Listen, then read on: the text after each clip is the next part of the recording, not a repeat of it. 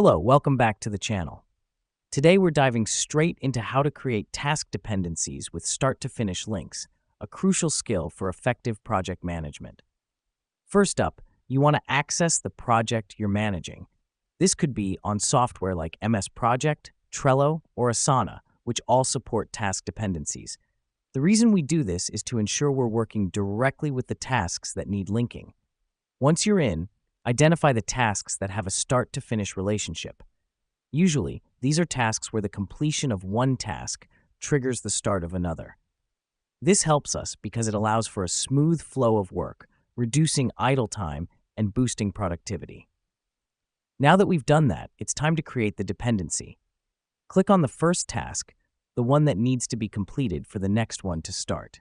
Then, usually using a right-click or a drop-down menu, select an option that says something along the lines of Create Dependency or Link Tasks. Let me explain why this matters. Creating a dependency means that the two tasks are linked. If one task's timeline is adjusted, the dependent task will automatically adjust as well. This helps keep the project timeline accurate and dynamic. Then, in the pop-up that appears, select the task that should start once the first task is finished. Usually, you can either type the name in a search bar or select it from a drop-down list. The purpose of this step is to specify the link between the two tasks, creating a clear pathway of work. Now it's time to set the link type to start to finish. This means that the second task can only start once the first task has been completed. Here's what's happening behind the scenes.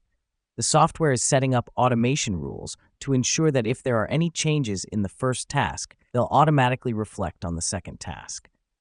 Finally, click OK or Save. This final step solidifies the link you've created between the tasks. Now, the software will automatically manage the relationship between these two tasks, ensuring they stay connected no matter what changes occur.